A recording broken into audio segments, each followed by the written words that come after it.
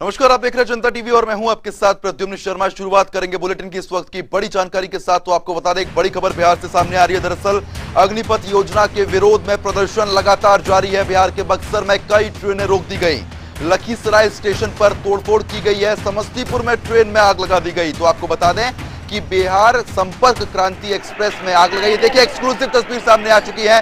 तो एक्सक्लूसिव तस्वीर हम आप तक पहुंचा रहे हैं। बड़ी जानकारी है, फिलहाल सुरक्षा बलों की यहां पर तैनाती कर दी गई है। कई ट्रेनों को रोक दिया गया है प्रदर्शनकारियों द्वारा और कई ट्रेनों में तोड़फोड़ की गई है। आगजनी लगातार की जा रही है। तो इस वक्त की ये बड़ी जानकारी है, बिहार संपर्क क्रांति एक्सप्रेस में आग लगा दी गई है। एक्सक्लूसिव तस्वीर आप दानापुर स्टेशन की यहां पर देख रहे हैं, जहां पर यह आग लगाई गई है और साथ ही साथ सुरक्षा बलों की तैनाती यहां पर कर दी गई है। सुरक्षा बल लगातार स्थिति पर नियंत्रण पाने की कोशिश कर रहे हैं। प्रदर्शनकारियों पर लाठी भी भांजी जा रही है, क्योंकि देखिए एक तस्वीर और आपके सामने है जहां पर आगजनी ये की गई है। ऐसे में लगातार प्रदर्शन जारी है। आपको बता दें कि समस्तीपुर में ट्रेन में आग लगाई है और उसके बाद प्रदर्शन लगातार तेजी के साथ किया जा रहा है। तो इस वक्त की ये बड़ी जानकारी से हम आपको रूबरू करा रहे हैं। आपको बता रहे हैं कि अग्निपथ पर आक्रोश जो है वो लगातार जारी है। तो इस वक्त की ये बड़ी जानकारी, बिहार में लगातार बवाल देखने को मिल रहा है। अग्निपथ योजना के विरोध में प्रदर्शन हो रहा है। कई बाइकों में, गाड़ियों में आग लगा दी गई है। उसके बाद जैसे ही सूचना पुलिस प्रशासन को मिली, तुरंत कार्रवाई की गई है। ऐसे प्रदर्शनकारियों पर कार्रवाई लगातार पुलिस की जारी है। लखीसराय स्टेशन पर भी ये कार्रवाई की गई है। समस्तीपुर में ट्रेन में आग लगाई गई है। सूचना मिलते ही तुरंत पुलिस पहुंच गई है।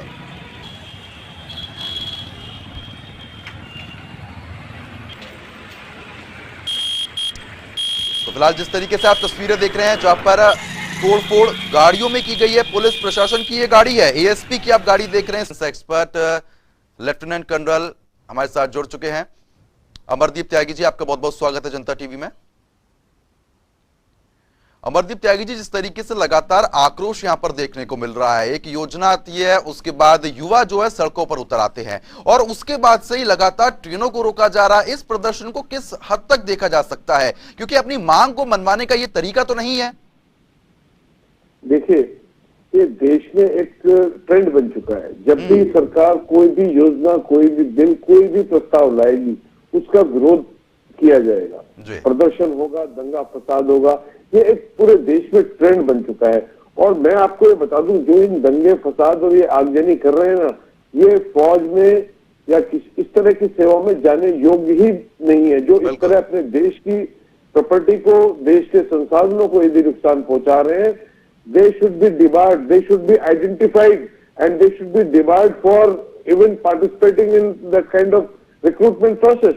Because एक फौजी जो देश के लिए मरना मिटना जानता है, वो ऐसे काम कभी नहीं कर सकता।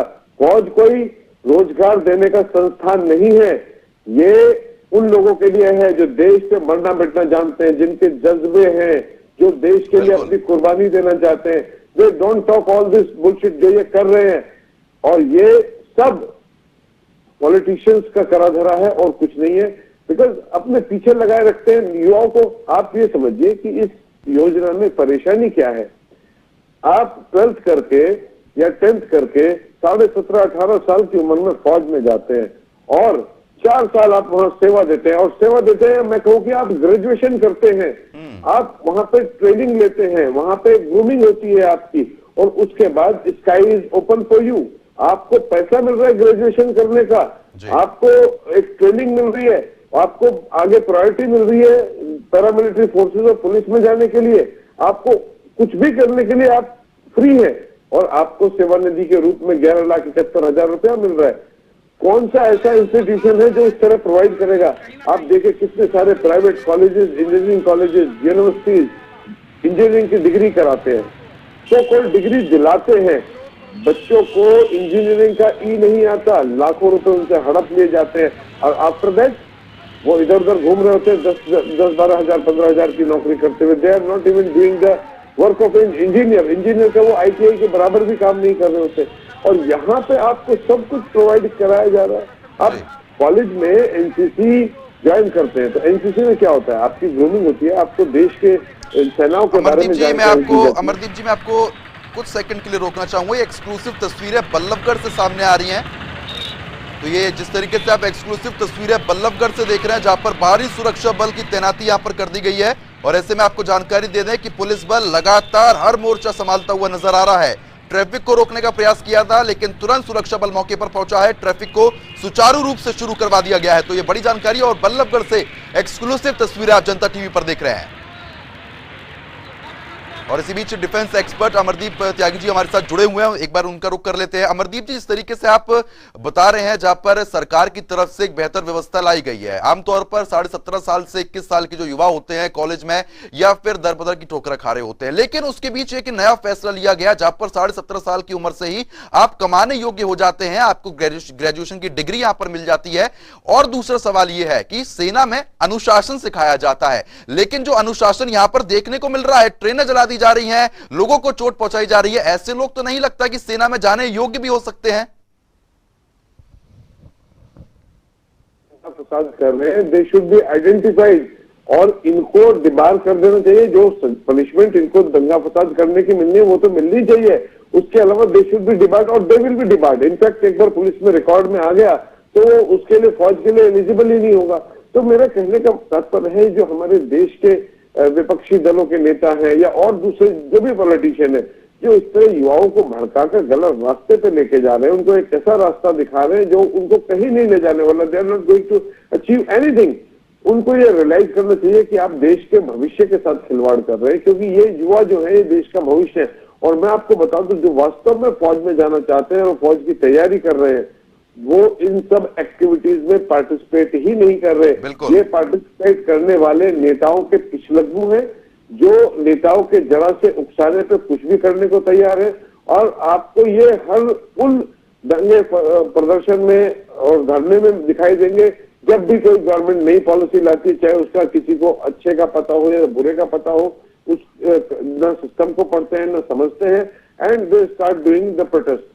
अब आप किसान आंदोलन को ले लीजिए, चाहे सीए के प्रदर्शन को ले लीजिए, किसी भी XYZ गवर्नमेंट जब भी कोई पॉलिसी लाती है, एक ये ट्रेंड बन गया है, एक तरह का माहौल बना दिया कि गवर्नमेंट जब लाएगी तो ये दंगा फसाद करना है। तो मैं ये कहना चाहता हूँ देश के युवाओं से, ये मेरा आपके जनता टीवी के इस चैनल के माध्यम से आपके युवाओं से मैं अनुरोध कर रहा हूँ, प्लीज अगले 2 महीने बाद भर्ती शुरू हो जाने वाली है, अगस्त से भर्ती शुरू हो जाने वाली है। आप अपनी तैयारी पे ध्यान दीजिए, अपनी पढ़ाई पे ध्यान दीजिए, अपनी फिजिकल फिटनेस पे ध्यान दीजिए, इंस्टेड ऑफ गेटिंग और lured by this politicians for this protest. इस प्रोटेस्ट में हिस्सा लेने के लिए जो पॉलिटिशियंस आपको लालच दे रहे हैं या आपको इस तरह के एक्टिविटीज में इन्वॉल्व कर रहे हैं, आप उनसे बचिए, अपनी तैयारी कीजिए। आप एक जज्बे वाले नौजवान हैं, हमारे देश के नौजवान देश पे मर मिटने को तैयार हैं। आप ये सोचिए, जब आजाद हिंद फौज बनाई थी नेताजी ने, वो उनको कौन सी गारंटी दी थी कि आपको जो परमानेंट फौज में रखा जाएगा, या जो सरदार भगत सिंह और चंद्रशेखर आजाद की जो HSRA थी, हिंदुस्तान सोशलिस्ट रिपब्लिकन आर्मी, उसमें कौन सी उनको गारंटी दी थी कि आपको सेना में जो है 15 साल रखा जाएगा, आपको पेंशन दी जाएगी। ये जज्बे का होता है। हम फौज में जब जाते हैं तो हमें ये कंसर्न नहीं होता है कि हमको क्या मिलेगा और क्या नहीं मिलेगा। ये this is the duty of the country to look after their martyrs and the soldiers.